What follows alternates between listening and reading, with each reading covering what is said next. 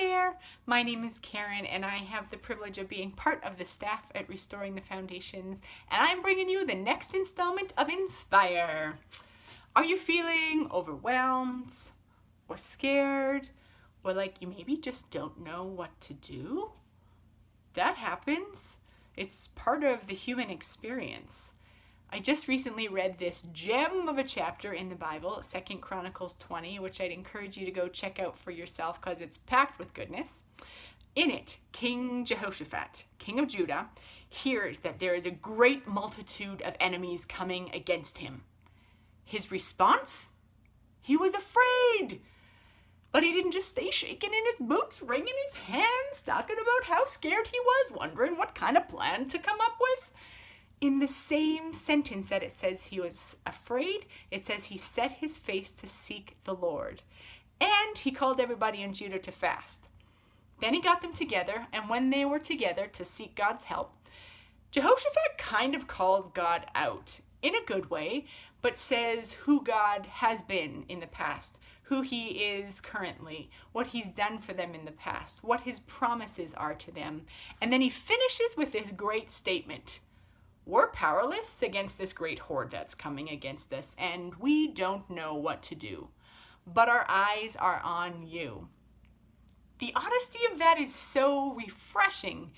It is real life to not always be full of faith and power and know exactly what our next step is.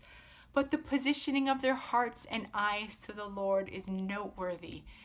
I have known God my whole life, but I'm still currently in the process of learning to actually take things to God first, rather than going and like having a consultation over there, gonna talk to this person over here, just gonna spend some time thinking through this, come up with a good plan.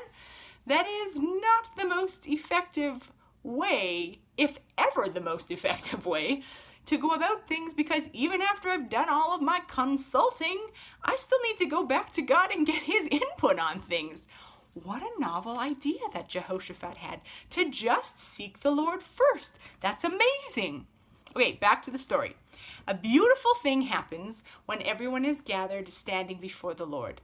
The Spirit of God comes and brings a word through a man that encourages everybody to not be afraid, don't be dismayed, because the battle isn't theirs, it's God's.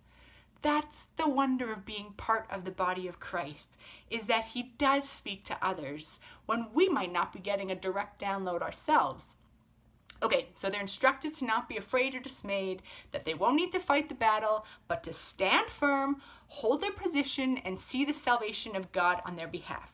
Sounds great, except there are a few logistical details missing. Like, okay, so God, if the battle is yours, do we need to bring our weapons even? And how many of us actually need to go? And what do you mean exactly by standing firm? Those are all things that I might want to discuss, but no.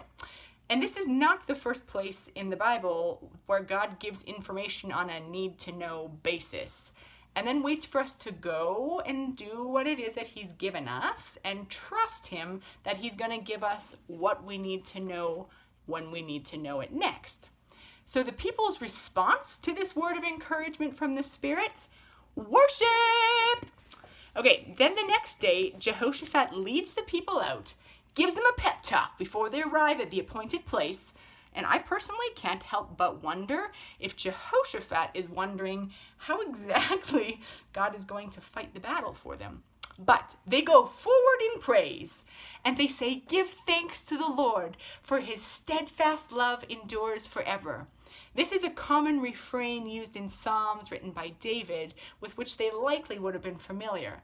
And it's thanking God for what he's done and what he's going to do, because his steadfast love acted on their behalf before, and they believe that he will act on their behalf again because they're following his lead and his love has not changed.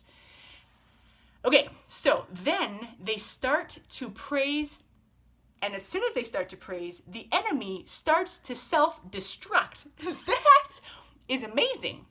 So by the time they get to the place where they might need to ask God for what the next step is, the battle is already finished. And then, if that's not already good enough, they go out and plunder the enemy, which is like having a bank vault open for you to go and collect on money and treasures that you could have never had anyways, that were never yours.